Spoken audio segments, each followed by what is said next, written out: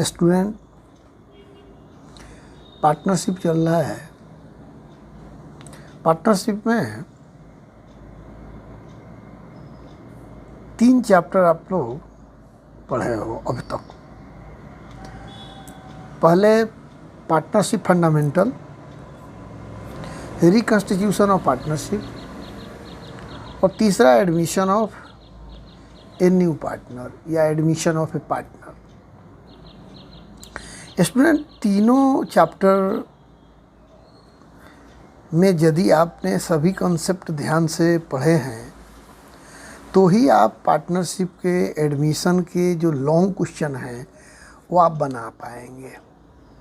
तो मैं एक बार हाईलाइट करना चाहता हूँ बहुत ही कम समय में कि तीनों चैप्टर में कौन कौन से महत्वपूर्ण आइटम है जिसको आप अगर अभी तक ध्यान से नहीं देख रहे हैं तो आप उस पर फिर कम बैक कीजिए, उसको ध्यान से देखिए। चलिए, सबसे पहले फंडामेंटल जो पार्टनरशिप फंडामेंटल है उसमें साझेदारी क्या है, ये थ्योरी है। पार्टनरशिप डीड के बारे में, पार्टनरशिप डीड क्या है कि terms and condition of all partner mention in a document on which all the partners are agree and perform all the function of the partnership according to their agreed deed। जो भी agreed deed है, जो आपस में बनाए हुए एक समझौता पत्र है, उसको सब लोग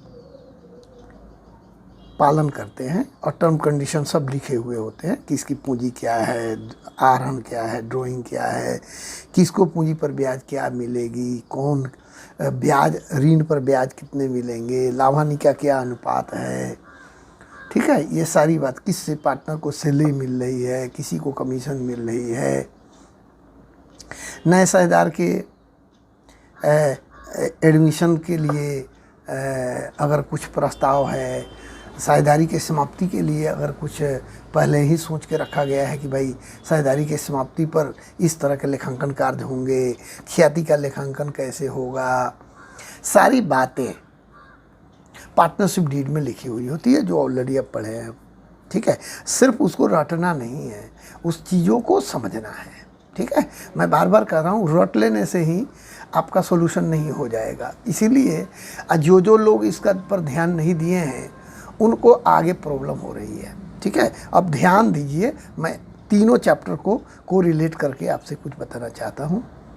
student, right and duties of a partner, साझेदार का अधिकार कर्तव्य, rules applicable in absence of deed. कभी कभी साझेदारी संलेख नहीं होता है तो ऐसी स्थिति में जो रूल्स है, क्या क्या रूल्स है आप लोगों को ज़रूर याद होना चाहिए कि सभी साझेदारों को लाभ हानि बराबर बराबर होंगे, किसी भी साझेदार को कोई सैलरी, कमीशन या पूंजी पर, आहरण पर ब्याज, ये सब नहीं मिलेंगे, न आहरण पर ब्याज देने पड़ेंगे, न पूंजी पर ब्याज लिया जाएगा साझेदारों द्वारा, लाभ का विभाजन बराबर बराबर होगा, ठीक है। अगर कोई पार्टनर ऋण दिया है फर्म को तो उसको उस पर 6% की दर से ब्याज मिलेगी, ठीक है। ये सब इसमें लिखा हुआ होगा। अब यही आप देखो, आगे भी जब क्वेश्चन कोई देखते होंगे आप, उसमें लाभानी का अनुपात नहीं होता है तो यहीं से ना आपको पता होना चाहिए कि भाई लाभानी का अनुपात नहीं है, इसका मतलब बराबर बराबर है पुराने साझेदारों का अनुपात। पूंजी पर ब्याज की बातें नहीं है तो नहीं देना है, आहरण पर ब्याज की बातें नहीं है तो नहीं देना है, सैलरी वैलरी की कोई चर्चा नहीं है तो नहीं देना है। तो उस पर कन्फ्यूजन कैसा, जब पहले ही ऑलरेडी आपको ये बता दिया गया है कि पार्टनरशिप डीड होता है तो उसमें ये बातें करनी है, ऐसे करनी है, वैसे करनी है, लिखा हुआ होता है। लेकिन पार्टनरशिप डीड है ही नहीं तो जो कहा जाएगा जैसा करो तो करेंगे, नहीं कहा जाएगा तो उसके विषय में सोचेंगे भी नहीं, ठीक है स्टूडेंट, ये ध्यान रखना है आपको। अच्छा, प्रैक्टिकल क्वेश्चन में क्या क्या है आपके, calculation of interest on capital, interest on drawing, ठीक है, पूंजी पर ब्याज, ओपनिंग कैपिटल पर, ठीक है ना, तो ध्यान। और ये ड्राइंग वाला हम डिस्कस किए थे। कैपिटल अकाउंट, अब कैपिटल अकाउंट फिक्स्ड फ्लक्चुएटिंग 2 आधार पर में से कोई भी कैपिटल अकाउंट आपको बनाना का हम शिकायत हुए। अब स्टूडेंट आगे अब एडमिशन वाला चैप्टर पढ़ते हो तो वहाँ बोलता है कैपिटल अकाउंट बनाओ। अब बताइए आप लोग यहाँ पर कैपिटल अकाउंट अगर आप नहीं पढ़े होंगे या ध्यान नहीं दिए होंगे तो कैपिटल अकाउंट यहाँ कैसे बनाएंगे भाई? इसलिए कैपिटल अकाउंट यहाँ से सीखना है। कैपिटल अकाउंट में साझेदारों के पूंजी खाता का परफॉर्मा आप लोग कम बैक करके किताब में जाके देखिए, ठीक है। इधर बाई बैलेंस बीडी होता है, किसी पार्टनर को सैलरी मिलता है, कमीशन मिलता है, लाभ में हिस्सा मिलता है, रिजर्व में होता है, जॉइंट लाइफ पॉलिसी होता है, या लाभ हानि में किसी भी तरह का हिस्सा होता है, कोई भी लाभ होता है तो सब क्रेडिट क्रेडिट क्रेडिट क्रेडिट होता है। और अगर कोई ड्राइंग करते हैं तो डेबिट में होता है, आरएन पर ब्याज होता है, ड्राइंग पर ब्याज होता है तो डेबिट में होता है। अर्थात पार्टनर को की लायबिलिटी जो भी होती है वो कैपिटल अकाउंट में डेबिट में होती है। आप पार्टनर के जो भी मिलने वाले होते हैं, पूंजी को बढ़ाने वाले जो आइटम होते हैं वो सब क्रेडिट में होते हैं। स्टूडेंट थोड़ा ध्यान को यहाँ लगाना है। Profit and loss appropriation account, अब देखिए ये आपके लिए प्रॉफिट एंड लॉस एप्रोप्रिएशन सबसे इम्पोर्टेंट है, आपके 12th में आने वाले हैं। अब profit and loss appropriation account लाभ के बंटवारा के लिए साझेदारों द्वारा बनाया जाता है। ये लाभ हानि का एक विस्तार मात्र खाता है, इसको हम लाभ हानि खाते के बाद बनाते हैं, ठीक है स्टूडेंट। एडजस्टमेंट वाला पॉइंट है, तो ये सब आप पढ़े होंगे। कोई एरर रह जाता है, जैसे लाभ हानि का अनुपात गलत अप्लाई कर दिए, सैलरी देना था कुछ दे दिए, कुछ किसी को पूंजी पर ब्याज कम दिए, ज़्यादा दिए, इस तरह के एडजस्टमेंट आपको करना पड़ता है। उसके लिए वो सिंगल एंट्री डालनी पड़ती है, लाभ की गारंटी वगैरह से संबंधित पॉइंट है। तो इसको बार बार आप थोड़ा सा पढ़ते रहिएगा, ध्यान दीजिएगा, ठीक है स्टूडेंट। ये फंडामेंटल का हो गया। अब रिकन्स्टिट्यूशन पढ़े होंगे। रिकन्स्टिट्यूशन में क्या है? केसेज ऑफ रिकन्स्टिट्यूशन, अर्थात साझेदारी का पुनर्गठन जब होता है तो किन किन स्थितियों में होता है, आपके कम से कम तो इतना तो आप जानते ही होंगे। एडमिशन, रिटायरमेंट, डेथ, लाभ हानि अनुपात में परिवर्तन, साझेदारी, दो साझेदारी फर्मों का एकीकरण। तो स्टूडेंट इस स्थितियों में साझेदारी का पुनर्गठन होता है। Difference in reconstitution of partnership and dissolution of partnership, साझेदारी का पुनर्गठन और साझेदारी के समापन में अंतर। स्टूडेंट समापन का मतलब व्यापार समाप्त हो जाना, रिकन्स्टिट्यूशन का मतलब साझेदारी व्यापार का उसको पुनर्गठित कर लेना। व्यापार चलती रहती है, व्यापार समाप्त नहीं होती, डिसोल्यूशन में व्यापार ही समाप्त हो जाती है। तो दोनों में अंतर आपको डिस्कस किया हुआ होगा, आप ढंग से पढ़िएगा, ये आपके हॉट मोस्ट क्वेश्चन है। अब आइए प्रैक्टिकल क्वेश्चन में क्या है स्टूडेंट। प्रैक्टिकल में एडजस्टमेंट फॉर रिजर्व, यही अप्लाई होगा पार्टनरशिप के एडमिशन चैप्टर में, पार्टनरशिप के रिटायरमेंट में, पार्टनरशिप के डेथ में, यही अप्लाई होगा। रिजर्व का क्या जर्नल होता है ये बताए हैं। प्रॉफिट एंड लॉस अकाउंट का डेबिट बैलेंस, क्रेडिट बैलेंस, इसका क्या जर्नल होता है अब आप भूल जाइएगा तो फिर आगे कैसे बनाइएगा। आगे तो 3 और चैप्टर है आपके सामने, तो स्टूडेंट ध्यान रखिएगा। रिवैल्यूएशन अकाउंट, अब रिकन्स्टिट्यूशन में रिवैल्यूएशन अकाउंट पढ़ना है। संपत्तियों और दायित्वों के मूल्यों में परिवर्तन के कारण लाभ हानि होती है, उसकी गणना करने के लिए रिवैल्यूएशन अकाउंट बनाया जाता है। और ये रिकन्स्टिट्यूशन में भी पढ़ना है, एडमिशन में भी पढ़ना है, रिटायरमेंट में भी पढ़ना है, डेथ में भी पढ़ना है। अब एक जगह पढ़िएगा 4 चैप्टर में आगे काम देगा। अगर आप ध्यान नहीं देंगे तो इसी को हम profit and loss adjustment account भी कहते हैं। स्टूडेंट इसका जर्नल ऑलरेडी किताब में जाइए, देखिए, समझिए, एग्जाम्पल बनाइए, परफेक्ट बनिए। Student valuation of goodwill, valuation of goodwill student या ट्रीटमेंट ऑफ गुडविल इसको कह सकते हो। स्टूडेंट ट्रीटमेंट ऑफ गुडविल, लाभ हानि अनुपात में परिवर्तन होने से सेक्रीफाइसिंग और गेनिंग उत्पन्न होता है। स्टूडेंट जो सेक्रीफाइस करता है, मान लीजिए वर्तमान साझेदारों में लाभ हानि अनुपात में परिवर्तन होने से, रिकन्स्टिट्यूशन में तो यही होता है, लाभ हानि अनुपात में परिवर्तन होता है तो उसके वजह से किसी साझेदार को गेन हो जाता है तो किसी साझेदार को सेक्रीफाइस होता है। स्टूडेंट सेक्रीफाइस करने वाले को हानि होती है, लाभ में भविष्य में कम हिस्सा मिलता है, तो ऐसी स्थिति में उसे गेन करने वाले साझेदार से एक कंपनसेशन चाहिए, जो गुडविल की अनुपातिक रकम से उसे कंपनसेट किया जाता है। ये बार बार ध्यान, इसके लिए एक फेमस जर्नल है कि gaining partner capital account debit to sacrificing partner capital account. अब रिकन्स्टिट्यूशन का, गुडविल का जो आपको समझाया हुआ है, एक ही जर्नल से आप याद रखेंगे।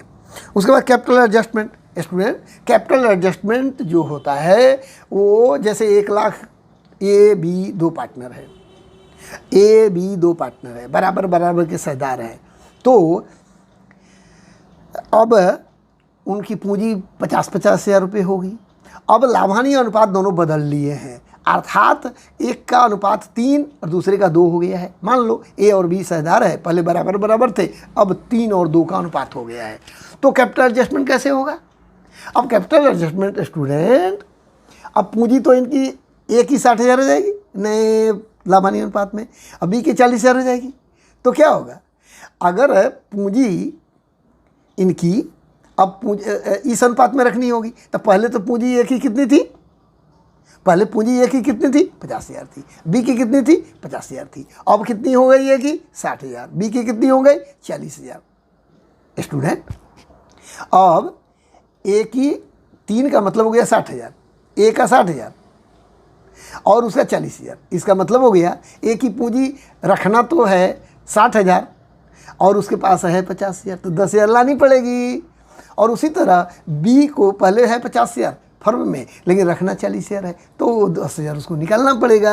तो निकालने के लिए जर्नल, लाने के लिए जर्नल, ये आपको बताए हुए हैं। अब अगर आप भूल गए होंगे, आप सोचेंगे कि भूल जाते हैं स्टूडेंट, अगर आप भूल जाएंगे, आप इसको प्रैक्टिस नहीं करेंगे, तो फिर आप कैसे बना पाएंगे?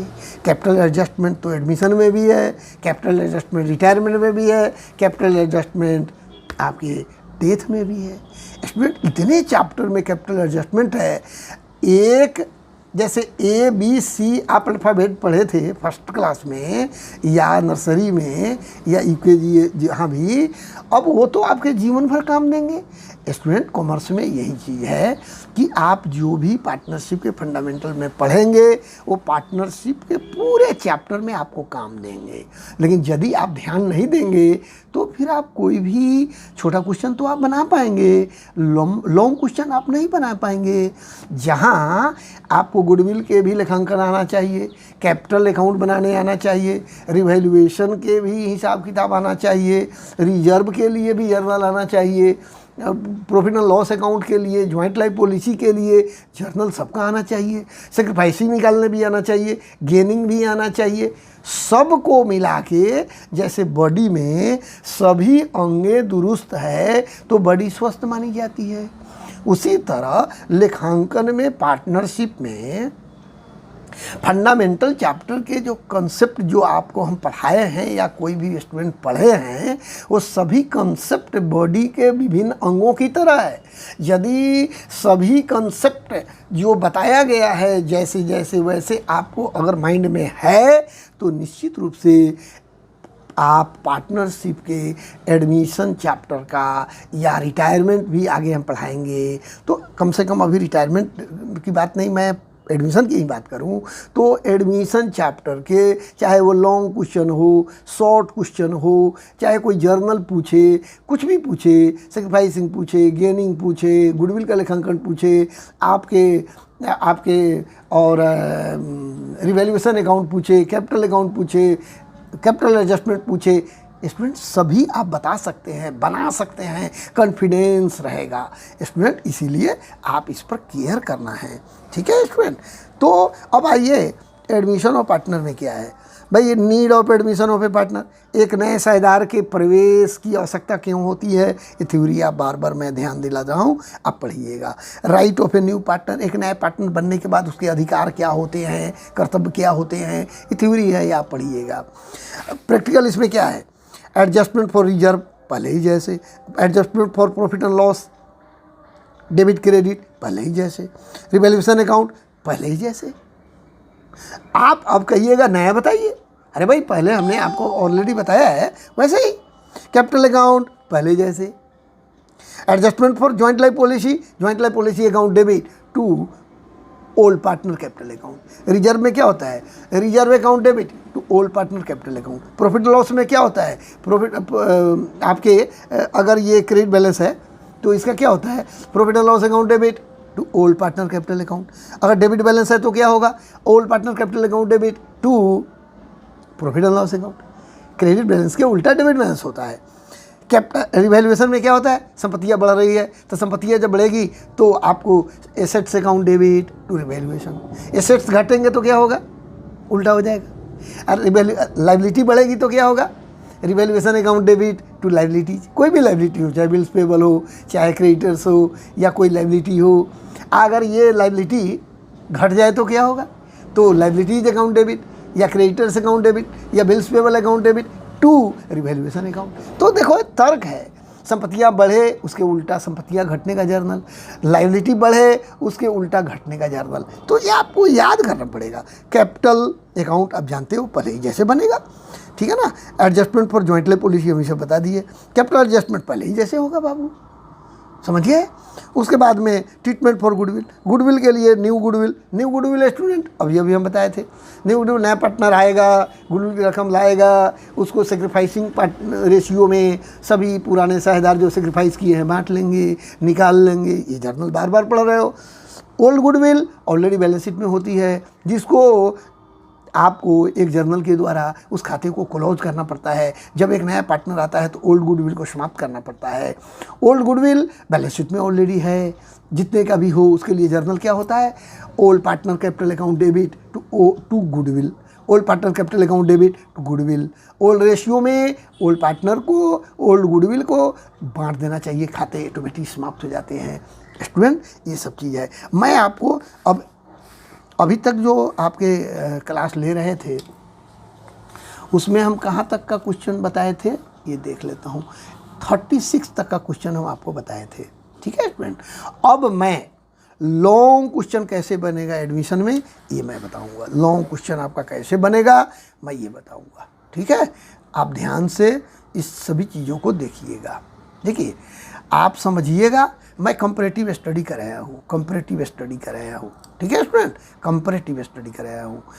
मुझे इसको समझाने में आपको समय लगा रहा हूँ थोड़ा। आप अपने से इसको देखिए, बार बार ऑडियो जो भी है ये यूट्यूब पर आप हमारे सुनिए और इसको समझिए और कॉन्फिडेंस स्थापित कीजिए, ठीक है स्टूडेंट। आज मैं आपको लॉन्ग क्वेश्चन अब इसके बाद बताने वाला हूँ। लॉन्ग क्वेश्चन जिसमें रिवैल्यूएशन अकाउंट बनेंगे, कैपिटल अकाउंट बनेंगे और बैलेंस शीट भी बनेगा, ठीक है स्टूडेंट। तो ये सीबीएसई के लिए उपयुक्त होगा, जहाँ सीबीएसई में तो आपको रिवैल्यूएशन अकाउंट भी पूछा जाएगा, कैपिटल अकाउंट भी पूछा जाएगा और बैलेंस शीट भी पूछा जाएगा। बिहार बोर्ड के लिए सिर्फ रिवैल्यूएशन अकाउंट भी बना दो, बस उतना ही तक काम हो जाएगा। आपको ज़्यादा से ज़्यादा कैपिटल अकाउंट तक बना देना है, रिवैल्यूएशन कैपिटल अकाउंट तक बना देना है। लेकिन सीबीएसई में जो भी प्रश्न पूछे जाएंगे वो स्पेशलाइज तौर पर पूछे जाते हैं और बड़े क्वेश्चन होते हैं, ठीक है स्टूडेंट। Okay, thank you. इसको आप देख लिए होंगे, ठीक है। मैं तो कोशिश कर रहा हूँ कि आप जो है यही चीज़ है जो आपको मैंने बताया है, ठीक है स्टूडेंट। Okay, thank you.